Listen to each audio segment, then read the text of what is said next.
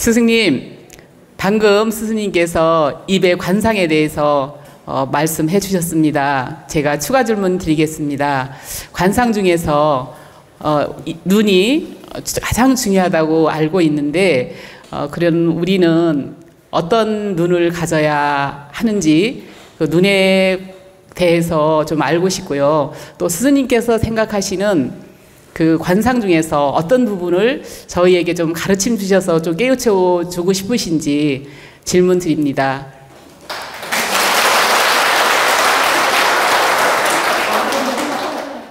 자, 추가 질문을 받았기 때문에 또 추가로 답변을 드리겠습니다.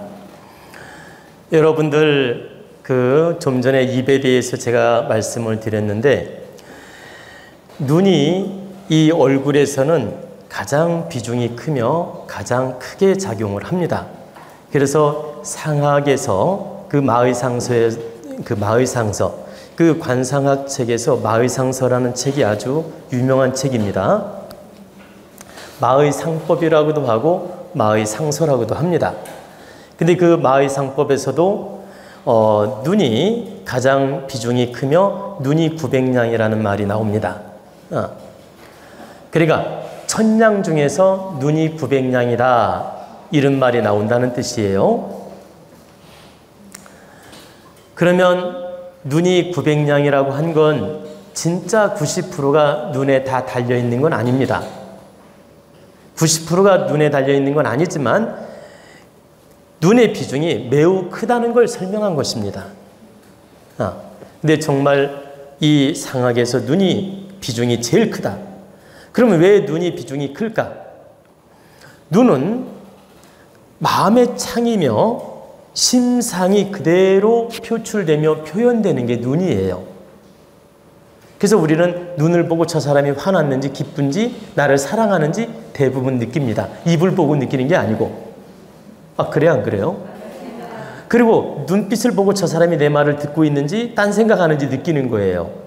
그리고 남편 눈을 가만히 보면 남편이 나를 사랑하는지 지금 딴짓하는지 살짝 느낌이 올 때도 있죠. 응? 바로 그것처럼 눈빛을 보고 느끼는 겁니다. 그래서 형사들이 수사하다가 어려우면 딱 말을 시켜보고 눈빛을 보잖아요. 눈빛 움직이는 걸 본단 말입니다. 그걸 보고 이 사람이 지금 거짓말하고 있구나, 진실하게 말하고 있구나 1차 심사를 합니다. 물론 100%는 아니지만 70%는 눈동자 움직이는 걸 보고 감지를 한다는 뜻입니다. 그것처럼 눈은 마음의 창이며 마음을 드러내는 바로 그 도구이며 눈이 그 내면을 드러내는 바로 본질적 심창이다. 그리고 이제 두 번째는 눈은 이 사물을 보는 광명한 기운이에요. 눈을 딱 감으면 아무것도 안 보여. 그죠? 눈을 감으면 아무것도 안 보여. 여러분, 귀를 막아도 다 느낄 수 있어요. 입을 막아도 느낄 수 있고. 근데 눈을 딱 막으면 못 느낍니다. 여기 몇 명이 앉아있는지 아무것도 안 보이죠. 그래서 장애 중에 앞을 못 보는 장애가 가장 불쌍한 장애입니다. 우리가 팔다리 장애, 눈에 비하면 아무것도 아니에요. 귀 안 들리는 거, 말 못하는 거, 그것보다 눈을 못 보는 장애가 제일 큰 장애다. 왜? 눈으로 모든 사물을 바라보고 분별할 수 있고 기운도 느낄 수 있고 감정 교감을 할 수 있기 때문이에요.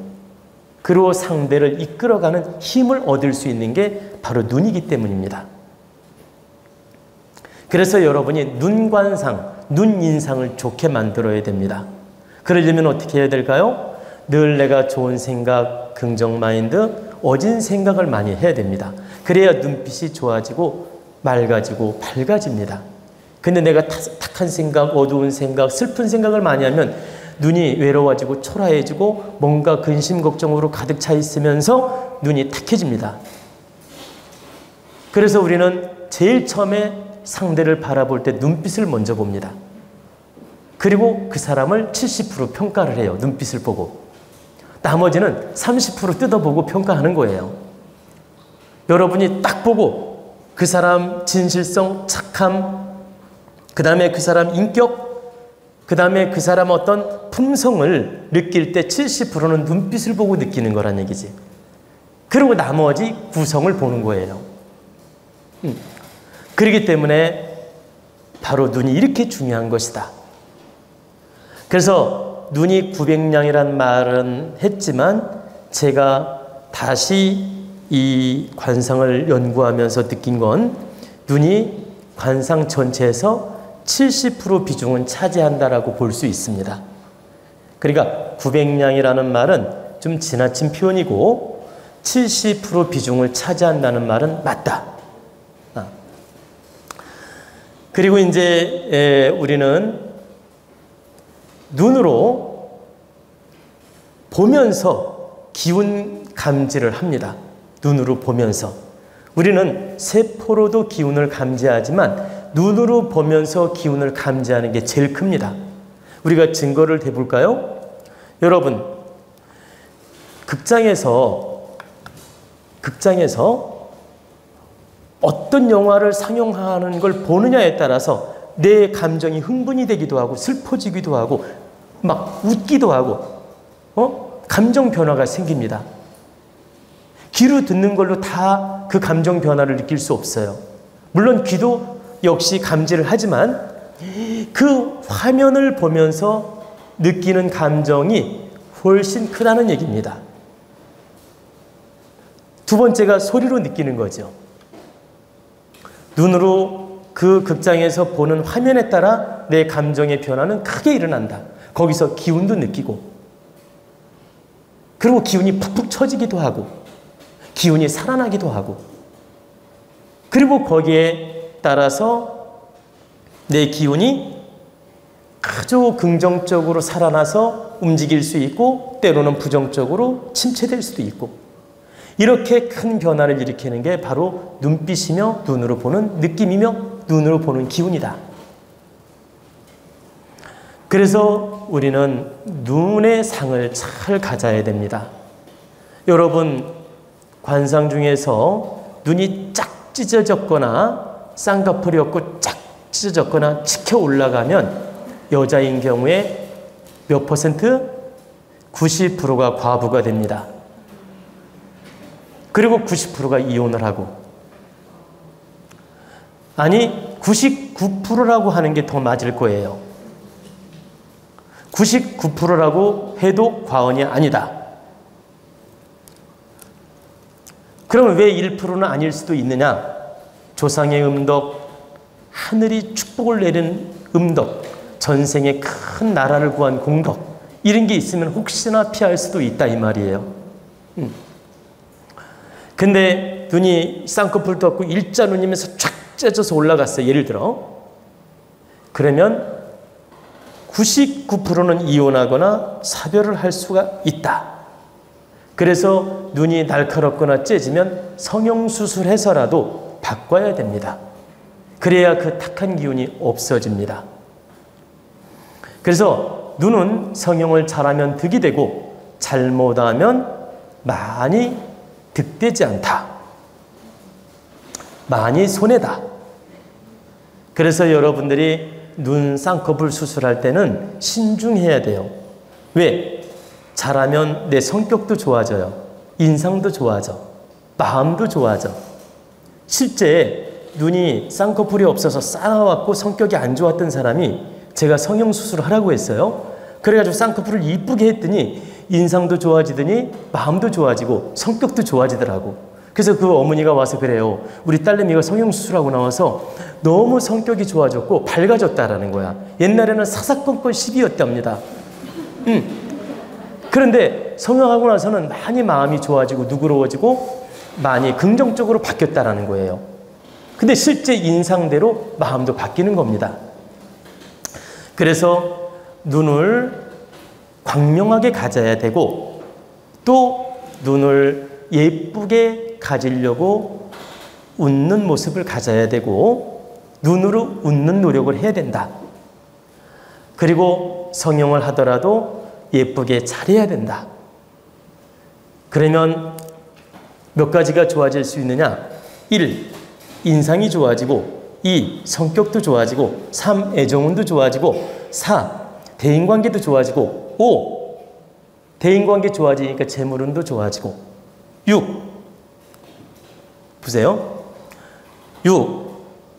내 마음이 훨씬 즐거워진다. 내 스스로도 기운이 좋아진다. 7.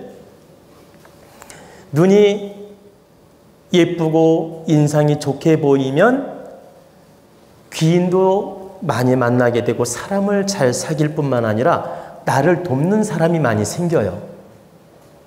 근데 인상이 들어오면 돕고 싶겠습니까? 아니 여러분 돈 빌리러 왔는데 인상이 더러워. 안 빌려주고 싶지요. 근데 막 눈이 웃고 있고 막 눈이 야들야들하고 막 너무너무 이뻐. 그러면 없는 돈도 빌려주고 싶어. 아니 그렇잖아요. 그리고 여러분 눈빛이 좋으면 싸울 것도 안 싸우게 돼. 에? 아니 감정이 일어났다가도 눈빛이 아주 맑고 이쁘잖아? 마음이 풀린다니까. 싸울 것도 안 싸워. 그리고 또 뭐가 있을까요? 하여튼간 이렇게 많아요. 그래서 눈의 상이 매우 중요하다. 그래서 우리가 눈 관리를 잘해야 되고 또 눈동자도 맑아야 되고 또 늘 웃는 눈을 가져야 된다. 그러려면 여러분 많이 웃어주는 연습해야 돼요. 사람들 만나면 이렇게 살짝 웃어주는 연습. 내가 꼭 웃을 일이 있어야 웃는 사람은 1차원적인 사람이에요.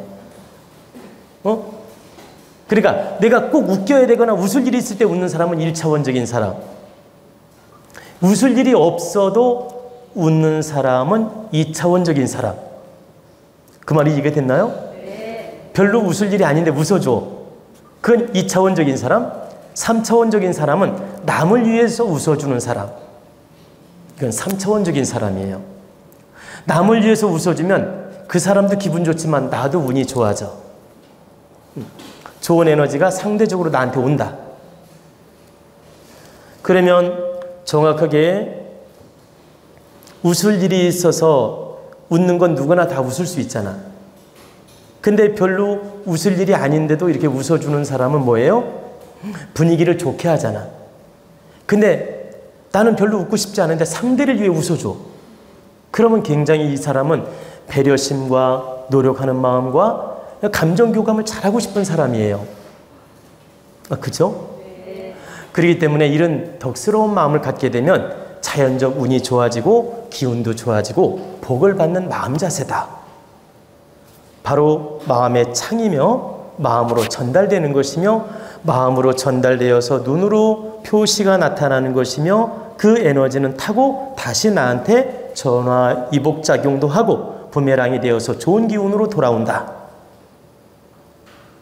그렇기 때문에 우리는 눈을 아주 예쁘고 아름답게 관리도 해야 되지만 눈을 잘 써야 된다. 웃어주란 얘기입니다. 제가 여러분에게 많이 웃지요? 여러분을 위하여서 웃지만 그것은 저한테도 도움이 된다. 우리 한번 다 같이 웃어봅시다.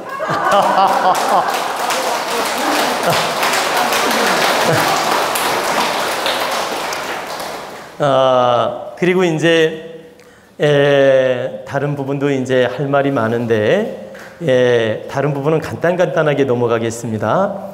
코는 여러분들이 아시다시피 제복을 뜻하고 명예를 뜻합니다. 그리고 여자에 있어서는 이게 남편 그 에너지도 뜻해요. 남편의 어떤 제복 능력, 남편의 기운도 뜻한다. 여자한테는. 그리고 이제 남자한테는 이게 제복과 명예를 뜻하고 코가. 그래서 코도 매우 중요한 겁니다. 그리고 이제 귀는 여러분의 제복도 의미하고 수명 장수도 의미하고 건강도 의미하고 그래서 귀는 적당히 큰 게 좋고 또 이 수주라고 해서 이 코 귓망울이 좀 있는 게 좋습니다. 그리고 없는 분은 맨날 늘어뜨리면 돼요. 잡아 당겨. 응? 이렇게 아침마다 봐봐 일어나면 이렇게 잡아 당겨. 근데 너무 놀라운 사실은 잡아 당기면 귀가 늘어나고 건강에도 좋아요. 이건 매일 하라는 얘기입니다. 그리고 귀를 이렇게 비벼, 이렇게. 귀를 비벼주면 신장 기능, 방광 기능이 좋아지고 모든 이렇게 피순환이 잘 되는 작용을 하고 여자한테는 특히 생식기가 좋아집니다. 그리고 남성한테도 신장, 방광, 정력 능력이 좋아져요. 그렇기 때문에 이렇게 귀를 늘 만지고 마사지 해주는 게 좋고, 그리고 귓볼이 없는 분은 이렇게 살짝 당기는 연습을 많이 하라는 거죠. 그래서 여러분들이 귀도 이렇게 마사지를 해주는 게 좋고, 귀도 약간 늘어지는 게 좋으니까 그렇게 노력하면 좋고, 그리고 이제 코는 복코라고 하죠. 콧구멍이 안 보이는 게 좋고, 콧대가 바르게 쓰는 게 좋고, 여기 매부리가 안 되는 게 좋습니다. 그래서 여자가 매부리가 되면 남편 복이 없고 팔자가 드세지니까 매부리가 있을 때는 살짝 성형할 수 있으면 성형을 하고, 성형하기 어려우면 이제 저를 찾아오십시오. 방법을 가르쳐 드릴게요. 그리고 이제 그래서 우리 얼굴에 이마, 눈썹, 눈, 코, 입, 귀 다 이 작용을 합니다. 근데 이걸 구체적으로 지금 다 설명하려면 너무 길기 때문에 오늘은 여기까지만 하고, 나중에 이제 관상편을 특별 공부를 하고자 하면 제가 구체적으로 한 번 더 설명을 해드리겠습니다. 우리 관상 이야기는 여기까지 하겠습니다.